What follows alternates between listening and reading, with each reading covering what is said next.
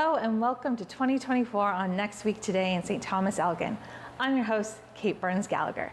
We are so fortunate to be back here at the Elgin County Museum, and we're joined by curator Mike Baker. Hi Kate, welcome back. Thanks Mike, we're so glad to be here. Glad to have you. Tell us a little bit about the exhibits that are happening this year at the museum. Well, our main exhibit for the next little while until the end of February is on Port Stanley. Port Stanley is celebrating its 200th anniversary of being named Port Stanley. So we thought that was a good reason to feature our favorite port. And how did Port Stanley become Port Stanley or named? Interestingly enough, it was thanks to Colonel Talbot. In 1824, three gentlemen from England, which included among them a Lord Stanley, known to the Colonel, who of course any time someone important arrived in the area, he had to put them up and entertain them. So as a result of the visit, he decided that to acknowledge their visit with him, that he would name the port after Lord Stanley. Incredible. And good choice, because that man became Prime Minister in Great Britain at least once, I think more than once. His son, who inherited his title, Lord Stanley, became our Governor General and is the man who gave the Stanley Cup to the world of, originally, amateur hockey. Isn't that fascinating? We have a neat connection with the Stanley Cup. Now we've got to get back to Port Stanley, don't we? Yes. I love that. And what's part of the exhibit?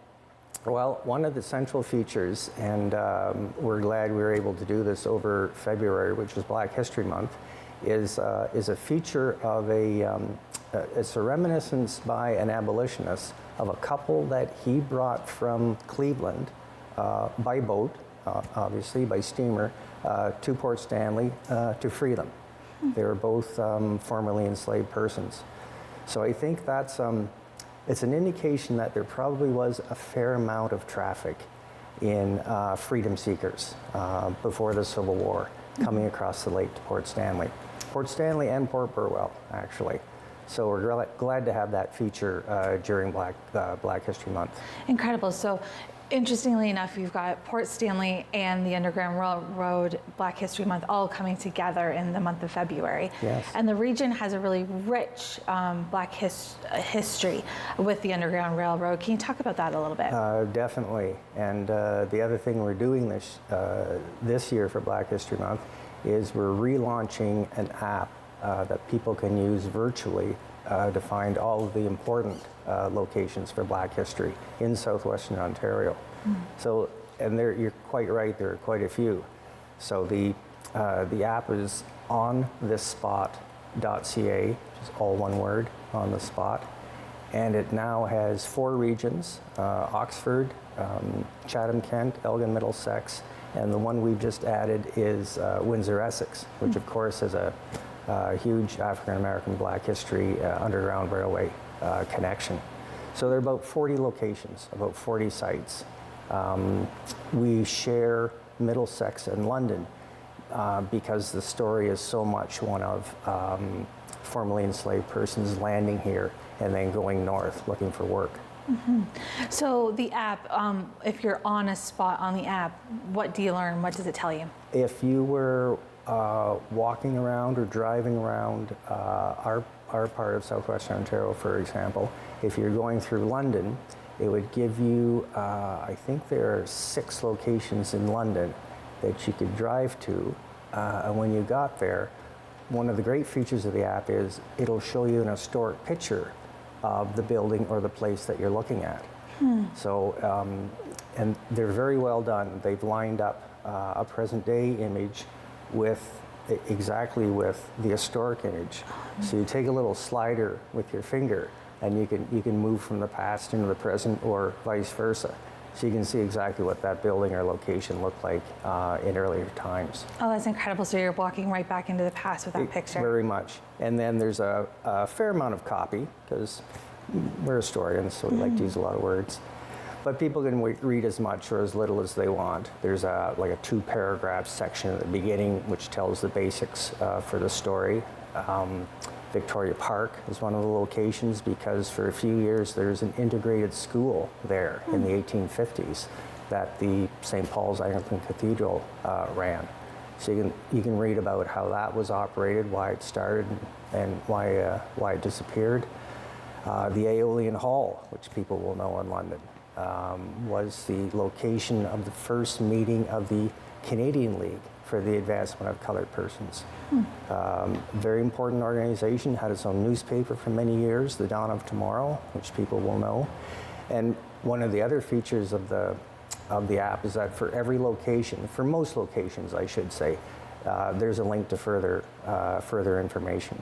For example, with the Aeolian Hall, you can link to actual issues of The Dawn of Tomorrow and read about what people were reading in that publication years ago. That's incredible. And then further to the app, you also have a spoken word tour. Can you tell us a little bit about that? There are, yes. There are tours that are going to go with each region.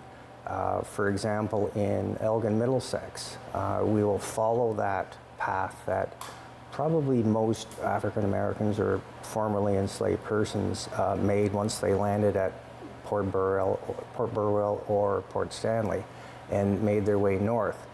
So there's, to start in Port Stanley, for example, Heritage Port, the volunteer heritage organization in Port, which has put up a number of plaques along the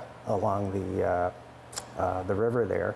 They've got a plaque dedicated to the Black historical experience. So you start there, then we'll send people up to Fanshawe Pioneer Village because they've moved the old African Methodist Episcopal Church over to Fanshawe. So it'll be a lot of discussion about formerly enslaved persons arriving in the region, what they did, what they had for jobs, where they lived, and then we'll send people on up to Lucan, where the Wilberforce settlement was started in the 1820s. Again, by, in this case, freedmen, not formerly enslaved persons, freedmen from Cincinnati, who again had landed at Port Stanley and then made their way all the way up to an area near Lucan. So along the way, you'll hear either extended narration about the Black experience, or you may hear songs, poems, spoken word narrative from, for example, the person who operated Wilberforce for many years. Austin Stewart has an autobiography, 22 Years a Slave, it's called. So some excerpts from that would probably be read. So we're hoping people look forward to having a drive to the key areas of our Black history. Well, thank you so much, Mike. And I know I'm looking forward to learning more about our rich history that we have here over the course of the month of February. And thank you for having us again here today. My pleasure. Thanks. We'll be right back on Next Week Today in St. Thomas-Elgin.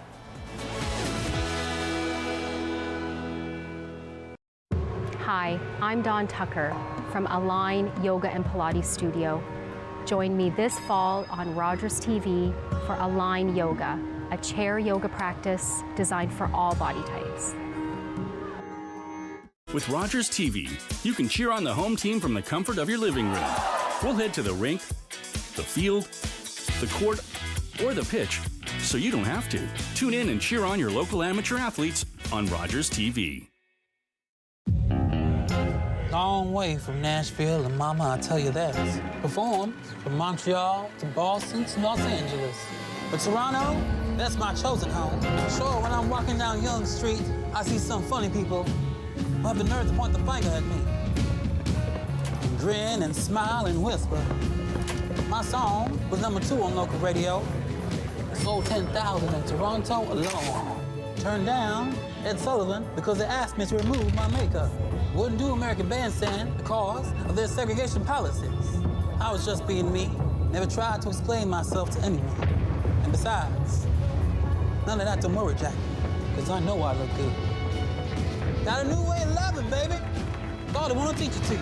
Jackie Shane was a pioneer transgender soul singer, a central figure in the Toronto R&B scene. She helped shape what we know as the Toronto sound.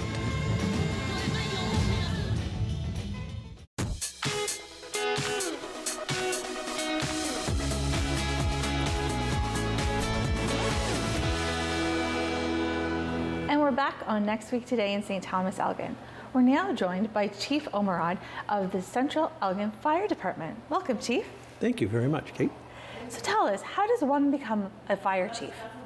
Well, I was fortunate. I started my career in 1988 with Central Elgin, or Yarmouth Centre at the time, as a volunteer. I was a volunteer for 4 years there, and the city was looking for recruitment for firefighters.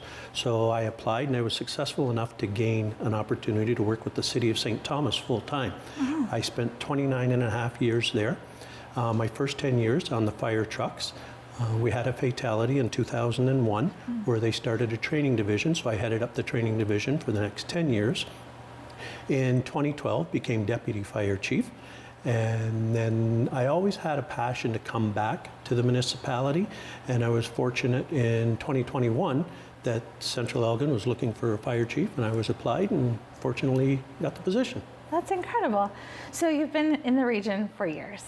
Yes, I was pretty much born and raised in this immediate area. Tillsonburg's about as far away as I've been.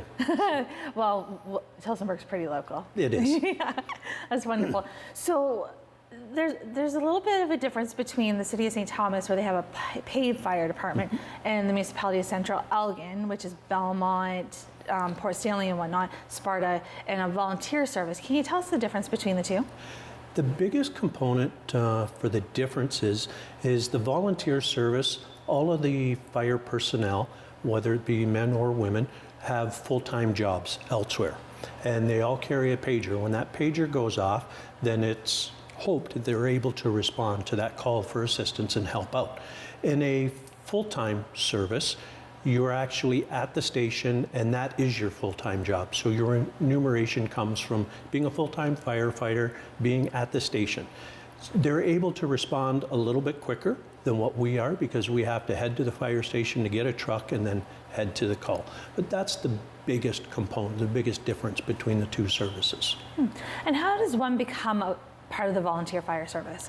So Central Elgin and most of the fire services within Elgin County, usually around September, October, will put an ad out that we're looking for firefighters, and we'll host an open house so that we can have individuals who may have thought about it come in. We explain to them what we're looking for, and we take their questions from them to find out what it is they're looking for. And one of the items we do ask from any prospective firefighters is that they go home and talk to their family as well. At 3 o'clock in the morning when your pager goes off, it's not only you that it's waking up, but it's also your significant other or spouse that it's waking up. And generally, they're not going back to sleep until you return so that they know that you're safe. Right. And how big of a force do you have?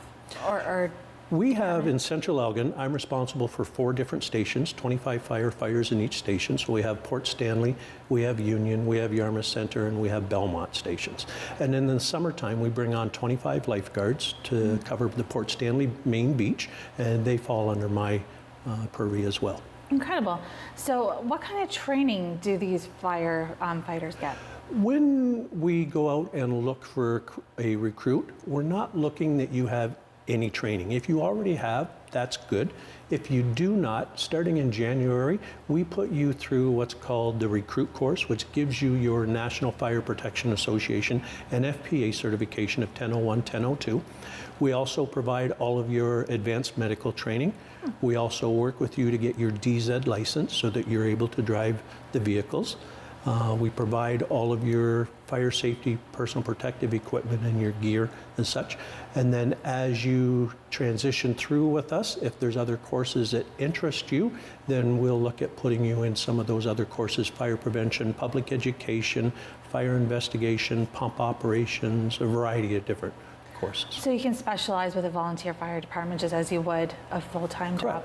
Yeah. Since the legislative mandate of certification, which is coming out in 2026 and 2028, all firefighters across the province of Ontario, whether you are a full-time firefighter or a volunteer, must have the same basic training, must meet the same basic training requirements. Incredible. So one of the reasons why I gave you a shout was over the Christmas holidays, I was driving on Fairview and saw the green lights and pulled over. And I noticed so many people didn't, and I realized there's a lot of people in our community that might not know what the green lights are. Could you help explain to people what those green lights are for? So the green lights came about a number of years ago within the Highway Traffic Act. And the green lights ask for the general public to yield to the firefighters displaying the flashing green light on their dash or in their vehicle. They ask for the general public to provide us with the right of way so that we can get to the scene quicker. It does not allow us to break the speed limits. But if you think about a couple of situations in the wintertime when the roads are slippery and they're slush covered and such, having the general public pull to the right, slow down and or stop allows the firefighters an open path to be able to respond to the fire hall or to the scene in a more timely fashion.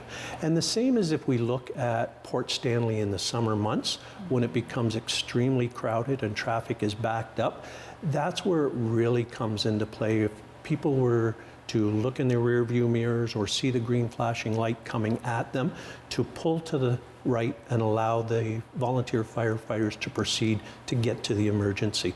As we always say, if it was we might be going to your place to help some of your own family at that point in time. So it's asking for you to yield the right of way so that our firefighters can proceed in a safe, responsible manner to get to the scene. Right. So as you would see the blue and red lights of a regular fire truck, if you see the green ones, pull over because they're going somewhere to help somebody out. They're going to the same call that the fire truck with the red and blue lights are going to as well. Mm-hmm. Yes. Wonderful. So if anybody's interested in becoming a volunteer with the service, where can they go for more information? So usually is September, October. We post it to the website, so the municipal website, as do the majority of fire departments across Elgin County. They will make it known on their websites that they are looking at doing a recruitment, and most of us hold an open house where you can come in and get information. If you are interested and it's not at the time of a recruitment, by all means, reach out to your local fire department and ask them those items. A lot of people will come to me at the first of the year and say, we're looking, but we don't know how to, and it's unfortunate because we've just had the recruitment. Because of the training that we do, we send recruit classes from across the county all in one group. So we no longer can take, the way we used to years ago, 1 or 2 people at any given time.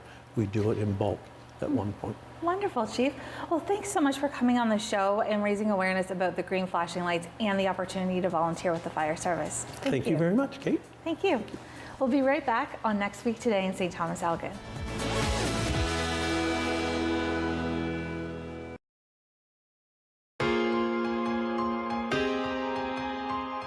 I started volunteering for Rogers last year in March, I want to say. So I grew up playing sports. I loved hockey growing up. My dad was a really big hockey player, so he got me into it, and I would always watch hockey games and that sort of thing. But I really want to branch out of my comfort zone, and that's what Rogers has also allowed me to do. I've learned to think on my feet really quick, how to kind of put myself out there in ways that I wouldn't before, and just be fearless in terms of that. I would say just go, show up, do it once. If you don't like it, that's okay. You don't have to go again, but you might just absolutely love it. There's so much diversity and variety within that you can try, and you're almost just bound to find something that you're gonna love.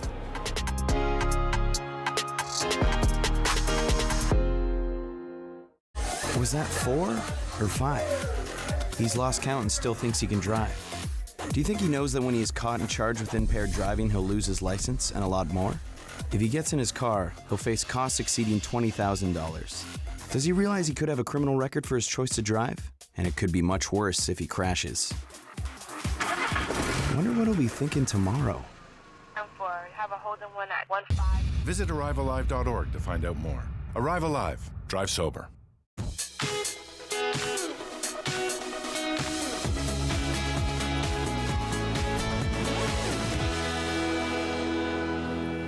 And we're back on Next Week Today in St. Thomas-Elgin.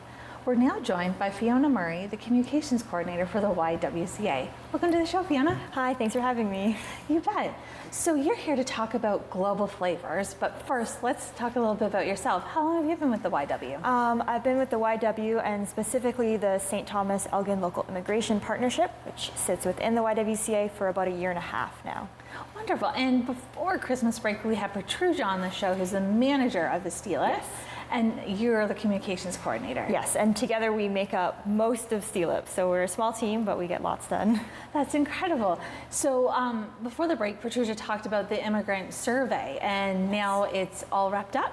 Yes, so the immigrant survey, we wrapped up actually getting participants in June, but then we had to do all of the actual writing the report, and so now our report is out. It's on our website, and you might have maybe seen some people talking about it in the community, so stilip.ca, and right on our main page you can go and see everything that we found from that survey. So it's really great to hear about the experiences of some immigrants in our community. Incredible. And I know I was checking out the results, it's pretty fascinating. Yeah, it's awesome. Yeah. And from that, we have Global Flavors, a really great event happening in our community. Tell us a little bit more. Yeah, so Global Flavors is happening for the month of February, and it's a partnership between us at the Local Immigration Partnership and then also Elgin County Tourism and Railway City Tourism in St. Thomas. And it's basically a celebration of the diversity of restaurants and also the diversity of people that are in our area. So what we're trying to do is encourage the community to go out and maybe go to a favorite restaurant, but also maybe try some new tastes, some new restaurants. People can win prizes, basically. So if you go to a participating restaurant twice, or hopefully more, but just twice, makes you eligible for the prizes that you can win. So hopefully if you already like getting takeout, it's a great occasion to celebrate it, and you can win some prizes at the end of the month. And we know in February we need takeout to keep us going. Yes. February is a tough month. Exactly. So what are some participating locations? Yes, so we have all across the county, so from Rodney to Port Burwell. In Rodney it's Marg's Variety, for example, and they sell some sushi on the side. All the way in Port Burwell it's beach patties, and they have some Caribbean food. And then actually I can show you all of them because we've got our passport here. Okay. So this is one of the ways that you can participate, and it's you can pick this up at a participating restaurant or download it online, so you can see all the different global flavors. Where there's Cafe Sam here in St. Thomas, Lotus Tide. There's some brand new ones like the Clay Oven that just opened. Another one called Zesty Dessert Cafe, which is just opening this month. And I feel sort of bad for not being able to give everyone a shout out, but you can see the full listing on our website or on Railway City Tourism's website. Great. So if you pick up a passport and you stamp it all, what happens? Mm-hmm. So you get it stamped. So every time you go into a restaurant, they'll stamp it for you. You can either drop it back off at any participating restaurant at the end of the month, and we'll pick it up to do the prize draw. You can also email us just a photo of it as well. So that's globalflavors@stelip, STELIP.ca. And this is one way you can participate, and you can also participate just using your phone if you don't want to have something to carry around. That's on an app, which is called the Goose Chase app. And there's more information online as well. You put in a code, and then you're able to just check in and do all of that. And then you don't have to do anything. You're automatically entered, and if you win a prize, we'll contact you. Incredible. And what do you win if you're entered? So we haven't got it finalized yet, although I will be posting about the prizes throughout the month of February. But last year we had some downtown dollars. We had some of the participating restaurants offer gift certificates to go there again.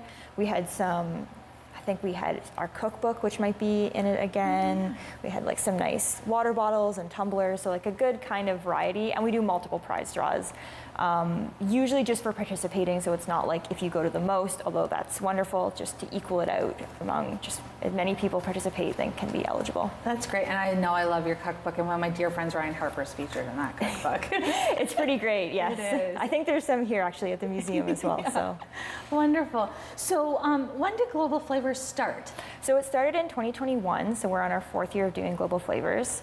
It really came out of, at that point, we were still very much in and out of lockdowns and the pandemic, and it's always a bit slower for restaurants in the winter season, but particularly then, for wanting to support local, to support our immigrant communities, but also to draw attention to the fact that there is a diversity of people and a diversity of food that exists right here, and sometimes people don't know that, or you might not be aware of some of the restaurants. So it's kind of those two combined factors that made us want to start this up, and along with tourism as well. Wonderful. And I know we've been seeing such a great diversity of food businesses in our region. Yes, absolutely. More so now than ever before. I feel like when we were doing this, we thought we had it finalized, and then we had people saying, oh, well, did you know about this new restaurant opening up? You should see if they want to take part. So we're definitely seeing new additions this year and new restaurants and new types of food all the time. So it's really exciting and great if you love food. Wonderful. So as of today, how many participants do you have? So we have 22, and that is finalized because we had to go to print. Oh, so 22 participants this year, which is more than last year, so quite exciting. Wonderful. And steelip.ca for the passport or to access the app? Yes, so you can either go to steelip.ca and then also Railway City Tourism, and they've got a lot. They use that app for other things as well, so if you're interested in that, you can also go there and they have some more information. They're cross-linked though, so if you find yourself on one, you can get to the other. So steelip.ca or railwaycitytourism.com/global flavors. Wonderful. Well, thanks so much for sharing with us today, Fiona. Yeah, for sure. Thanks for having me. Thank you. We'll be right back on Next Week Today in St. Thomas-Elgin.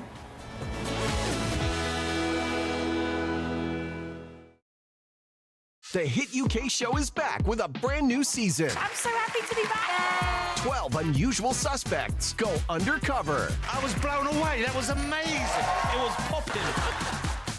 Can you unravel the clues and guess who is behind the mask? Kim Cattrall. It could be Sting. Okay. Everyone, who's behind the mask? No way. The Masked Singer UK. New episode Saturday at 6:30. Only on Game TV. My name is Chase Nicholas. I am a Mi'kmaq hockey player. Growing up, I always remember my family talking about the Mi'kmaq as the creators of the game of hockey. In grade 7, I did research on Mi'kmaq hockey sticks as the first sticks of the NHL. I found a Mi'kmaq hockey stick made in 1917, the same year the NHL was formed. I was surprised to find out the very stick I was holding was made by my great-great-grandfather, Alexander Cope. In 1934, an elder known as Old Joe Cope wrote a letter to the Halifax Herald claiming the Mi'kmaq created hockey. I found out later that I am a direct descendant of Old Joe Cope. There was a time when Mi'kmaq children were torn from their families and not allowed to speak their language, losing their words and stories. But the stories are coming back to us. Stepping on the ice, I take pride knowing the roots of the game of hockey stem from my ancestors in the Mi'kmaq Nation.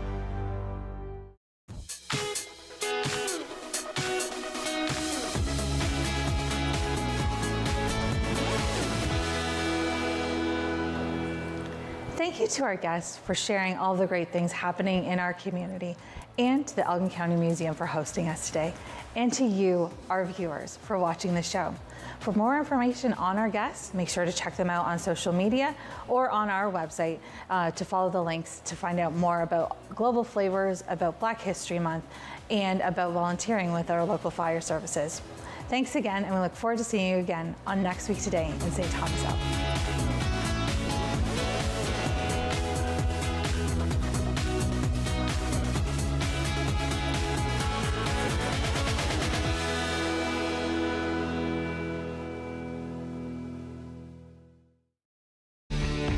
Connect with us by visiting our website or email us at comments@rogerstv.com.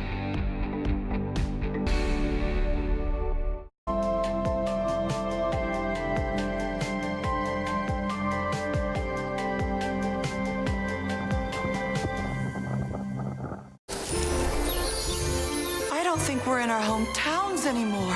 Follow the Golden Ticket Road. I can see brighter things ahead. What's that? That's Hollywood, where all dreams come true. Somewhere over the rainbow, the star will be born.